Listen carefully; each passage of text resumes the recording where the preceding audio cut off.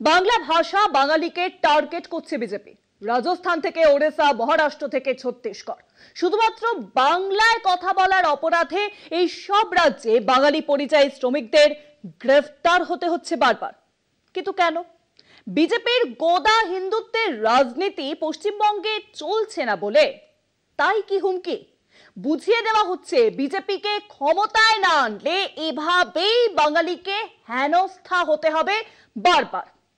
সোজা কথায়, আমি তো তোমাকে এভাবেই মারবো, তুমি কি করে নেবে ভাই?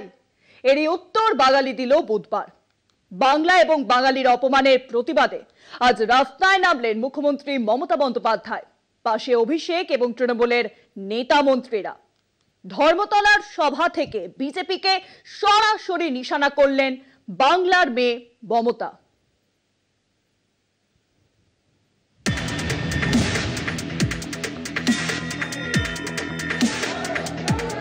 বাংলা নিজের মেয়েকেই চায়। 2021 সালের বিধানসভা নির্বাচনের স্লোগান ছিল তৃণমূলের। 2026 সালে সেই স্লোগান বদলে কি বাঙালি আবেগে শান দেবে তৃণমূল? ভোটের আগেই সে কথা স্পষ্ট হবে। তবে 21শে জুলাইয়ের আগে তৃণমূল নেত্রী স্পষ্ট করে দিলেন, বাঙালি আবেগেই বাজি ধরবেন তিনি। রাজ্যে রাজ্যে বাংলাদেশি সন্দেহে বাঙালিদের হেনস্থার প্রতিবাদে এদিন পথে নেমে সে কথাই বুঝিয়ে দিলেন তিনি। অভিষেক ও তৃণমূল নেতা মন্ত্রীদের সঙ্গে কলেজ স্কোয়ার থেকে ধর্মতলা পর্যন্ত হেঁটে জানিয়ে দিলেন, এবার থেকে বেশি করে বাংলা বলবেন তিনি। আমি এখন ঠিক করেছি, আমি বাংলায় বেশি করে কথা বলবো। ক্ষমতা থাকলে আমাকে ডিটেনশন ক্যাম্পে আগে রাখো, বাংলা ভাষায় কথা বলার লোকেদের আগে।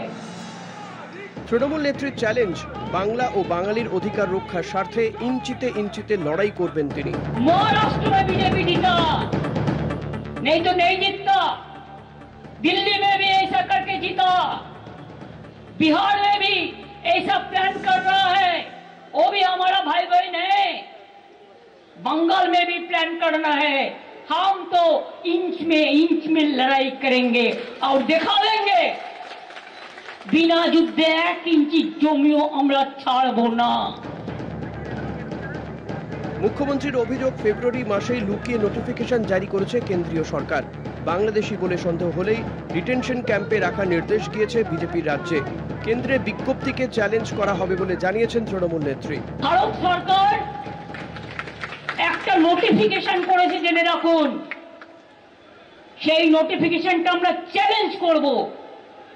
লুকিয়ে লুকিয়ে করেছে, করে নিজেদের রাজ্যগুলোতে যেখানে বিজেপি আছে সেখানে পাঠিয়েছে। মুখ্যমন্ত্রীর অভিযোগ, কাজের জন্য যেসব গরিব বাঙালি বিজেপি শাসিত রাজ্যে আছে, বৈধ নথি থাকা সত্ত্বেও তাদেরকে বাংলাদেশি বা রোহিঙ্গা বলে দাগিয়ে দেওয়া হচ্ছে। এনআরসির নামে এটা চক্রান্ত বলে হুঁশিয়ারি মমতার।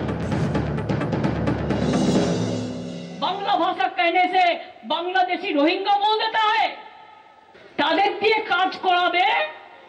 আর বাংলা ভাষায় কথা বললে তাকে জেলে নিয়ে চলে যাবে, ডিটেনশন ক্যাম্পে নিয়ে যাবে, হোল্ডিং এরিয়ায় নিয়ে যাবে। কেন? তৃণমূল নেত্রীর অভিযোগ, যে বাঙালিরা একদিন দেশ স্বাধীন করতে এগিয়ে এসেছিল, যে ভাষায় লেখা হয়েছে জাতীয় সঙ্গীত, জাতীয় স্তোত্র, সেই বাংলা ভাষা ও বাংলা ভাষীরাই আজ আক্রান্ত। দুদিন পরেই দুর্গাপুরে যখন মোদীর সভা, তখন তার আগে পথে নেমে মমতার এই বার্তা যথেষ্ট তাৎপর্যপূর্ণ। যদিও রোহিঙ্গা অনুপ্রবেশ ইস্যুতে এদিন নির্বাচন কমিশনের দ্বারস্থ হয় বিজেপি। অনুপ্রবেশ নিয়ে বিধানসভা ভিত্তিক তালিকাও সিইওকে জমা দেন শুভেন্দু অধিকারী। ফলে 2026-এর নির্বাচনের আগে বাংলা ও বাঙালির আবেগ যে গুরুত্বপূর্ণ ইস্যু হতে চলেছে তা স্পষ্ট হচ্ছে ক্রমশ। কলকাতা টিভি।